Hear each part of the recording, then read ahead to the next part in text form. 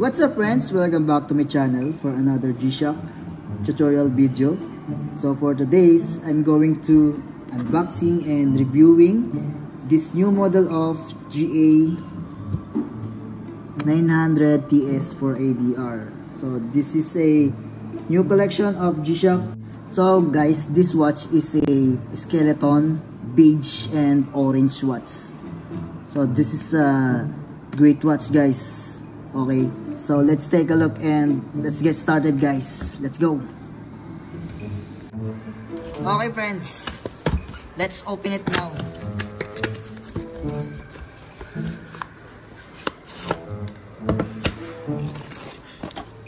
Warranty card and warranty regulation. Okay, so this is the canister can.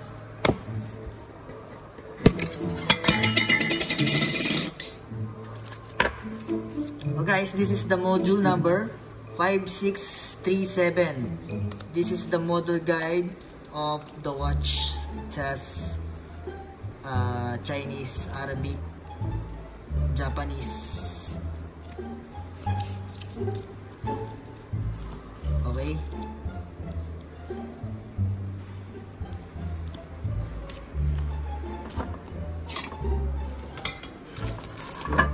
So this is the watch.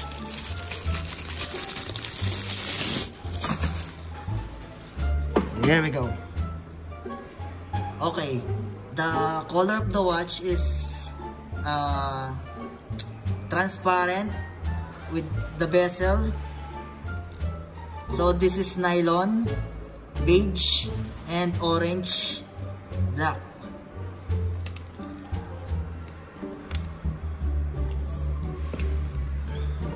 Okay friends, let's take a look at this watch. So this is the product finishing of G-Shock, the new model. So let's take a look at this. So the design is very unique now. Look at this. And it has a 4 screw front of the watch. And you know, the analog is different also. Yeah. Okay.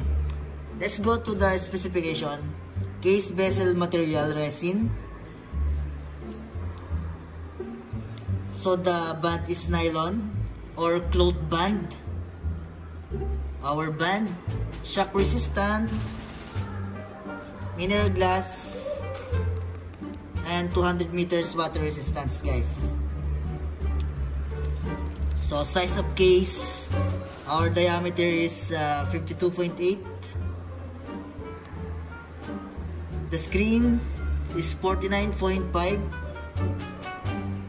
Thickness 16.9 millimeters.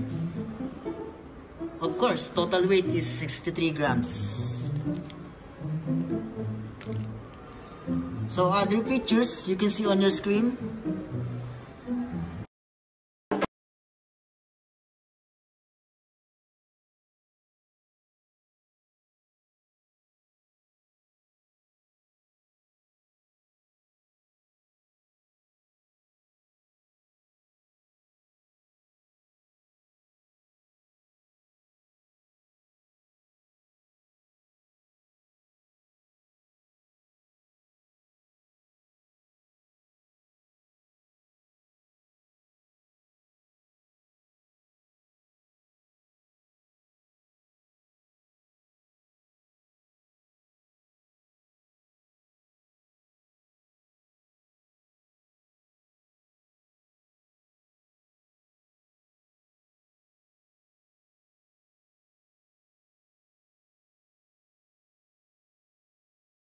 Okay, we're going to the back case.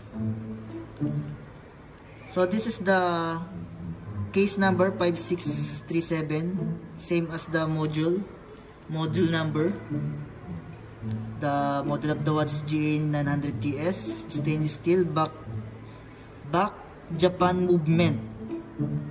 Case in Thailand. So assembling in Thailand, guys. Water resist 20 bar. 200 meters water resistant.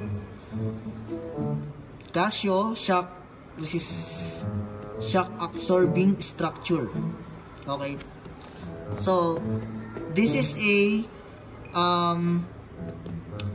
quick release mechanism. So most of the watch now is quick release mechanism. You can remove by your own. It's very easy to remove the band. Okay, so back of the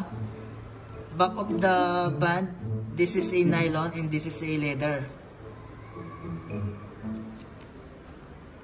The color of the band is beige and black leather. So this is nylon, guys. The loop and the buckle is stainless steel.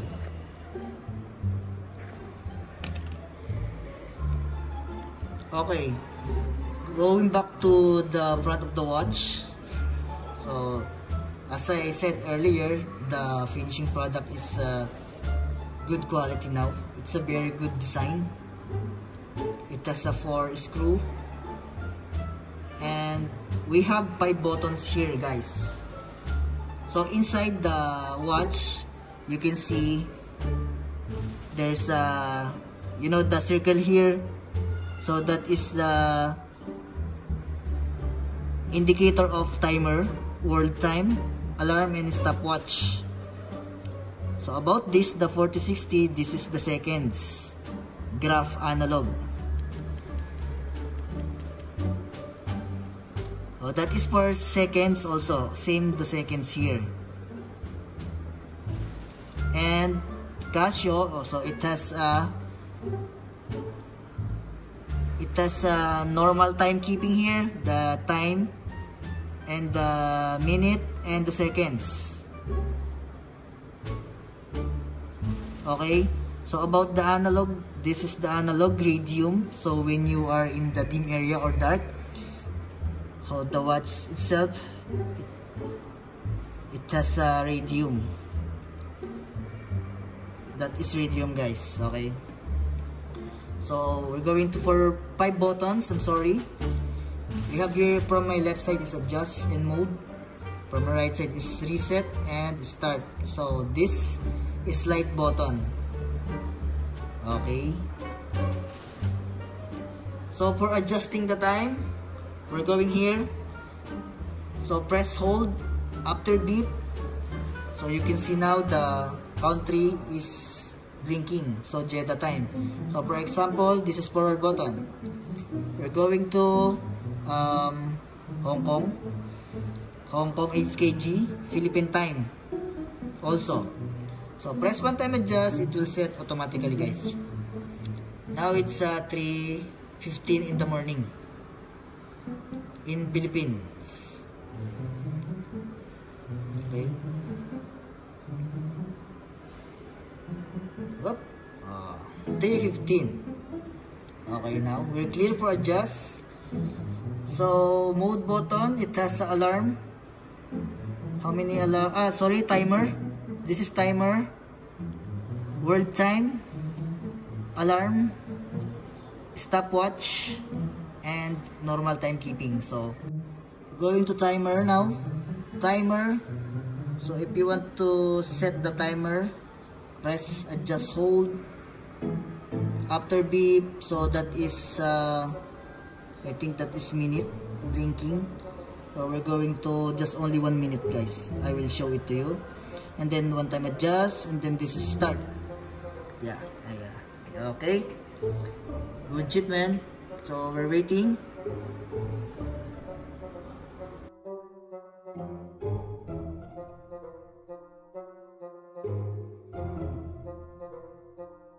You can see there, guys, the timer indicator also is active. There. Timer indicator. Okay, hold on, we're near. Okay, that is it.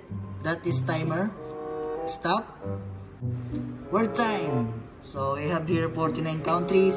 World time. This is forward button. Start.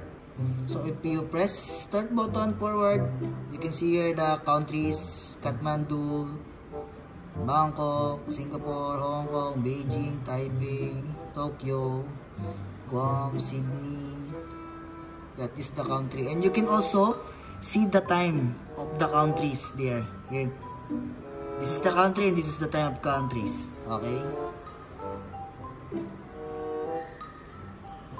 One time mode. Alarm. So how many alarms we have? 2, 3, 4, 5. So including the snooze, that is 5 alarms and 1 SIG. So SIG is Standard International Global Time Zone. So every hour it will beep if you turn on. Okay. So how is it work for alarm? Same you do if you adjusting the time and timer. Same also. Press hold, adjust, and then mode for hour.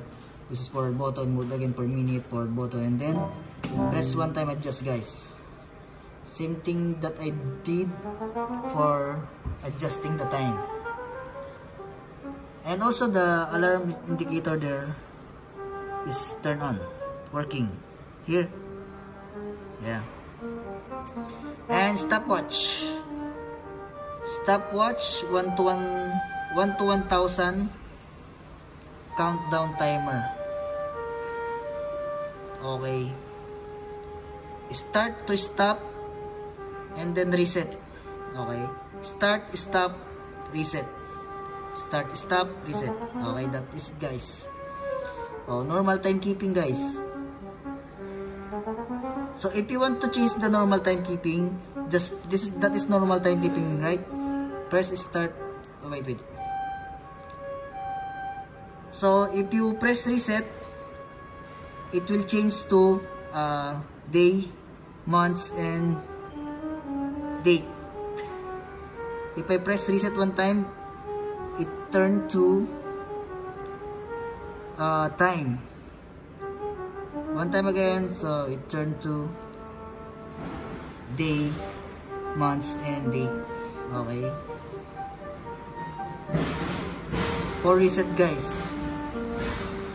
if I press start button, this is stopwatch. Shortcut for stopwatch. Reset. Okay, this is light, guys.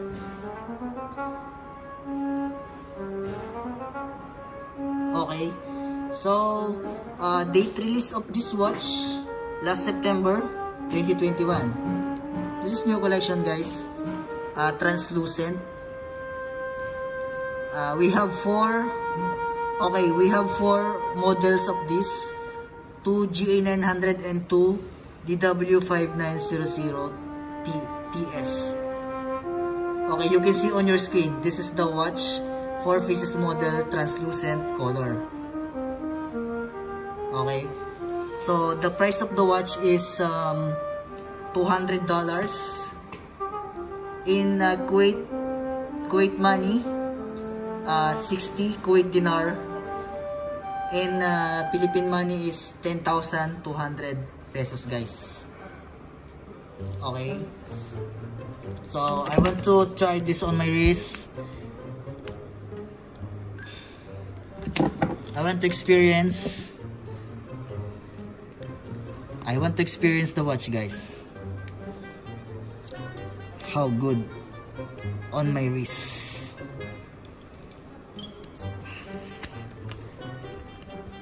Wow, it's very good. It's very nice, guys. Yeah, good shit, man, good shit.